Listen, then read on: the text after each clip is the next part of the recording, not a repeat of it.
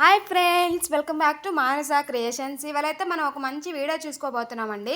ఇదేంటంటే ప్రాన్స్ పలావ్, అంటే రొయ్యల పలావ్. అంటే బిర్యానీ చేయొచ్చు, పలావ్ చేయొచ్చు, చాలా డిఫరెంట్ ఐటమ్స్ ఉంటాయి కదండి ఇందులో.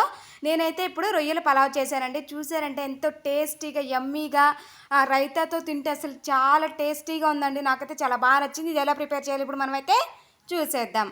ఫస్ట్గా అయితే ఒక కుక్కర్ తీసుకున్నానండి.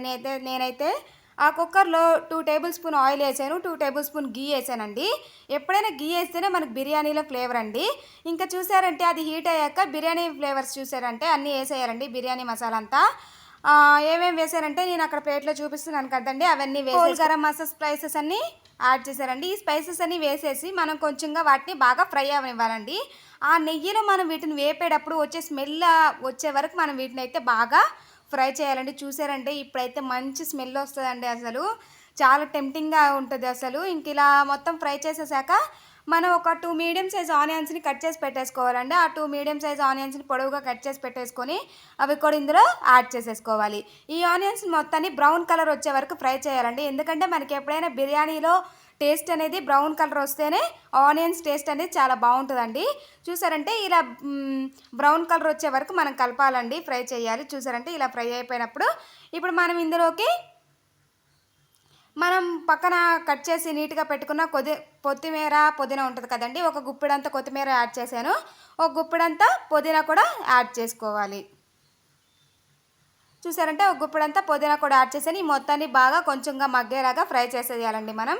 చూసారంటే ఇలా మొత్తాన్ని కలిపేసామంటే ఇప్పటికే కలర్ఫుల్గా కనిపిస్తుంది. చూసారంటే మనకి ఆనియన్స్, కొత్తిమీర, పుదీనా, స్పైసెస్ అన్నీ చూసేస్తే కలర్ఫుల్గా ఉందండి.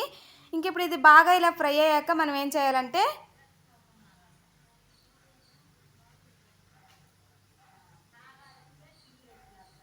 మనం అల్లం వెల్లుల్లి పేస్ట్ ఫ్రెష్గా దంచి వేసేసుకుంటే ఏ ఇంగ్రీడియంట్ అయినా చాలా టేస్టీగా ఉంటుందండి. మనం చేసే బిర్యానీ అయినా ఇంకేమైనా చేసేటప్పుడు అప్పటికప్పుడు అల్లం వెల్లుల్లి పేస్ట్ని మనం దంచి వేసేసుకుంటే చాలా బాగుంటుందండి. ఇది ఒక టేబుల్ స్పూన్ వేసేసుకొని బాగా మొత్తాన్ని కలిపేసేయాలండి. నెక్స్ట్ ఇప్పుడైతే మనం ఇందులోకి కొంచెంగా సాల్ట్ యాడ్ చేసుకోవాలి.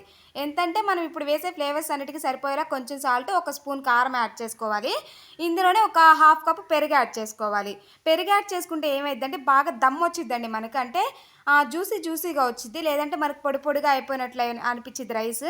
ఎప్పుడైనా పెరుగు వేస్తే మనకి జ్యూసీగా బిర్యానీ అనేది చాలా టేస్టీగా ఉంటుందండి. ఇలా మొత్తాన్ని కలిపారంటే చూసారంటే ఎంత రెడ్గా, గ్రీన్గా, ఎల్లోగా ఎంత కలర్ఫుల్గా ఉందో చూడండి. ఇలా మొత్తాన్ని కలిపేసుకోవాలి.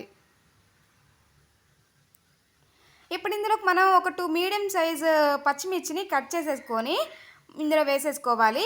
ఇలాగే ఒక 2 మీడియం సైజ్ టమాటాలు కూడా యాడ్ చేసుకోవాలి. చిన్న చిన్న పీసెస్గా కట్ చేసుకొని టమాటాని యాడ్ చేసుకోవాలి. లేదంటే ప్యూరీ కూడా వేసుకోవచ్చండి మీరు, అది మీ ఆప్షన్లో ఏదైనా వేసుకోవచ్చు. ఈ టమాటాలను కూడా యాడ్ చేసేసుకోవాలండి. ఈ మొత్తాన్ని బాగా మెత్తగా కుక్ అయిపోయేలాగా మనం బాగా కుక్ చేయాలండి. చూసారంటే ఇలా సాఫ్ట్గా అయిపోవాలి. ఇప్పుడు నెక్స్ట్ ఇందులోకి నేనైతే 2 గ్లాసెస్ రైస్ తీసుకున్నానండి. 4 గ్లాసెస్ వాటర్ యాడ్ చేసుకోవాలి. మనం ఇందులోనే ఫ్రాన్స్ కూడా వేస్తాం కాబట్టి 4 గ్లాస్కి ఒక హాఫ్ గ్లాస్ ఎక్స్ట్రా యాడ్ చేసేసుకొని 4.5 గ్లాస్ ఇందులో యాడ్ చేసేసుకోవాలి వాటర్. చూసారంటే ఇలా మొత్తాన్ని వాటర్ని ఒకసారి మిక్స్ చేసేసి చూడండి. ఇలా మిక్స్ చేసినప్పుడు మనకి మొత్తంగా ఫ్లేవర్స్ అన్నీ పైనే కనిపిస్తూ ఉంటాయండి. చూడండి చాలా షైనింగ్గా, కలర్ఫుల్గా చాలా బాగుంది.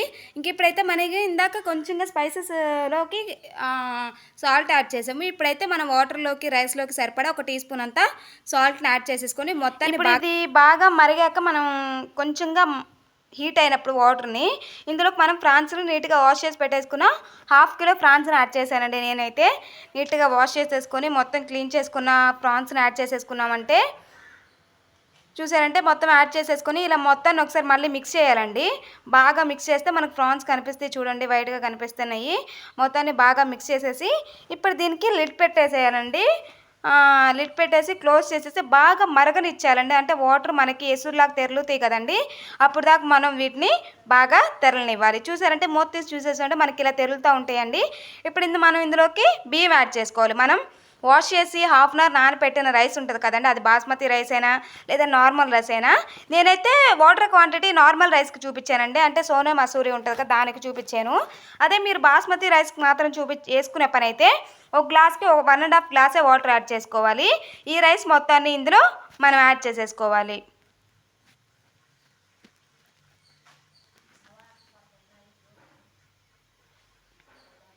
చూసారంటే చుక్క కూడా నీళ్ళు పడకుండా రైస్ మొత్తాన్ని మనం ఇందులో యాడ్ చేసేసుకోవాలి.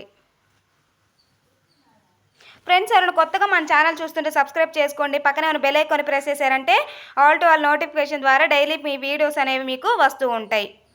ఇప్పుడు మనం కుక్కర్ మూత పెట్టేసి ఒక 2 విజిల్స్ రానిచ్చామంటే మనకు రైస్ అంతా పర్ఫెక్ట్గా కుక్ అయిపోద్దండి.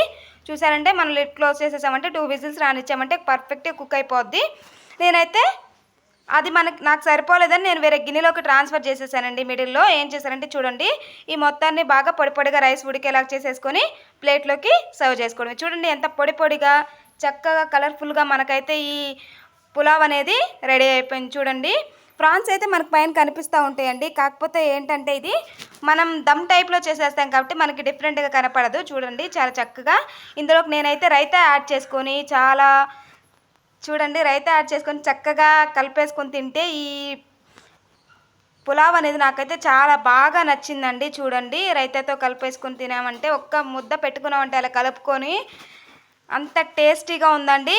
వీడియో మీకు నచ్చితే లైక్ చేయండి. Thank you friends.